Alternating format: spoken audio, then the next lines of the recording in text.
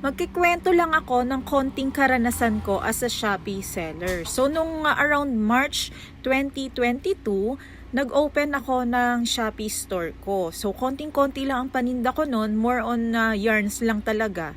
And then, super kasi, matagal na akong kinukumbinsi ng aking supplier at ang aking kasis at kaibigan na si Katrina, si Rojas Yarn. So, matagal na niya akong kinukonvince talaga na magtinda ng yarns. So hindi ko pinupush yun kasi alam kong hindi ko kakayanin kasi mas gusto ko mag-crochet. So ito na nga finally na-convince na niya ako. So nagbukas ako ng Shopee store dahil para sana ito sa asawa ko. Para siya sana yung mag-aasikaso nitong store na to. Kaya lang hindi pala pwede yun. Hindi mo pwedeng bigyan ng isang negosyo ang isang tao kung hindi niya talaga nature yun, kung hindi niya hilig kasi hindi mapupush through at saka syempre kailangan ng knowledge about sa business na ginagawa mo. So hindi ko na sa kanya to, hindi ko na ipaubaya. Andun ako, present din ako. Kailangan sa pagpapak, sa pag-arrange everything, kailangan nandun ako. Tapos so ayun, medyo nahati yung oras ko sa pagko-crochet. Nahati, hindi na ako nakapag full time sa crochet, masyado nang busy for me kasi hindi talaga rin madali ang magkaroon ng online store. Marami ka nga asikasuhin, yung stocks, everything, lalo na pagdating sa crochet business, crochet store, napakarami ng accessories, napakarami ng yarns, napakaraming kailangang ibenta. So ayan, pero nakakatuwa dito sa negosyo na to, nagkaroon kami dito sa family namin, halos lahat, nabibigyan ko rin ng kaunting bayad. Halimbawa, yung mama ko, pinagpapa ko siya ng pang freebies, binibigyan ko siya ng bayad na kaunti lang. Yung mga bata, yung pamangkin ko, apo ko, nabibigyan ko din sila. Pati yung tiyo ko na PWD, ayan. Tapos ito, pinaka nakakatuwa yung mag-wind kami ng magagandang kulay. Ayan, napakaraming nag-order, ngarag every time, every day. Kasi syempre kailangan mong ipa-ship agad, as early as possible yung mga order nila dahil naiintindihan ko naman as a crocheter din, naiintindihan ko kung gaano kahalaga na makarating ka agad sa kanila yung materials kasi hindi naman lahat nakaka-order para makapag-stocks ng kanilang material. So, yung iba mag-order lang sila kapag may order lang din sa kanila na made to order. So, ayan, araw-araw, nagbabanding kami, may time na masaya, may time na hindi, kasi may time na nag-argue kami, nag-aaway kami.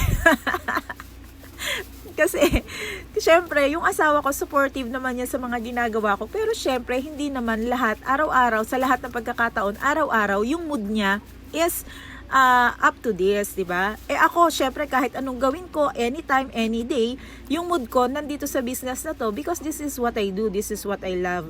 Hindi katulad niya na more on kasi siya, sa gaming kasi siya, more on technical, ganyan.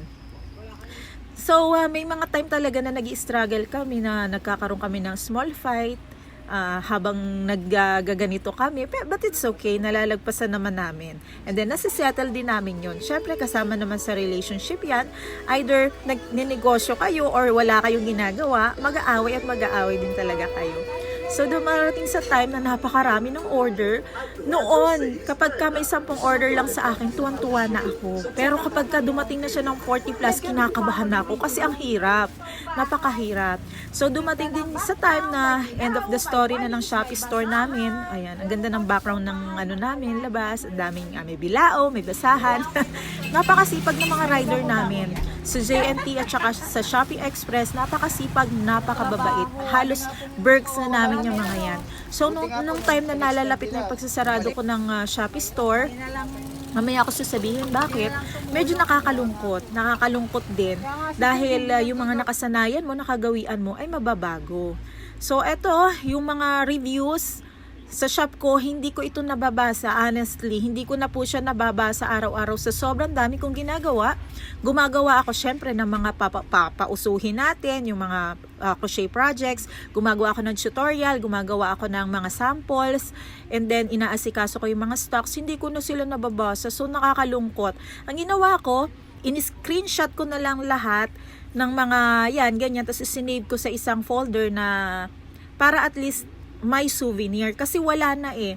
Yung dahilan po kung bakit hindi na ako nagpatuloy sa Shopee at isinarado ko na ito ay dahil kailangan na pong magpa-register sa DTI at saka sa BIR, which is dapat naman talagang ginagawa ng mga business owner. Kaya lang, for me, na ako po halos lahat ang gumagawa yung dito sa negosyo na ito sa tulong ng aking asawa at ng aking pinsan na si Maria Teresa, hindi po namin kakayanin pa na mag-bookkeeping. Iba po kasi ang pagninegosyo online at iba ang pagninegosyo nang meron kang physical store. Mas doble-doble po ang trabaho ng mga online sellers. So kapag gagawa pa po kami ng bookkeeping, mga records ng kung ano-ano, ng mga income, mga ganyan bla bla, karagdagan trabaho po yun. Hindi ko naman po kayang ikuha ng bookkeeper, hindi ko kayang magbayad ng bookkeeper dahil yung kinikita ko lamang dito sa Shopee Store ay sapat lamang para paikot-ikutin yung puhunan. So, ayun ang pinakandahilan kung bakit hindi ko na po ipinagpatuloy ang Shopee Store, pero pwede pa rin naman po kayong bumili sa akin sa Facebook page ko at o di kaya naman po ay mag-message lang kayo sa pinsan ko. So, yun po yung pinakang reason sa mga hanggang ngayon ay nagtatanong pa rin at nagsasabi na buksan ko po ulit yung Shopee Store ko, ay hindi po yun ganun kadali. So, kung madali lang nga sana, di why not, di ba? Kaya lang hindi eh. Lalo na po para sa akin, nagko-crochet ako, gumagawa ako ng tutorial. Ako ay gumagawa ng mga pinapauso. So, hindi ko na talaga kakayanin pa ang magkaroon ng additional paperworks. Eh di sana hindi na lang ako nag-crochet, nag-accountant na lang siguro ako tsaka bookkeeper. Charot!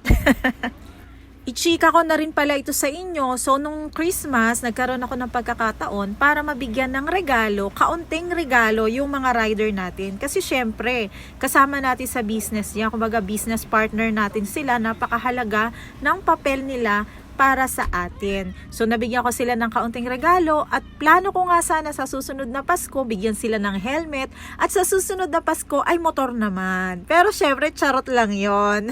Pasasalamat din para sa aking assistant.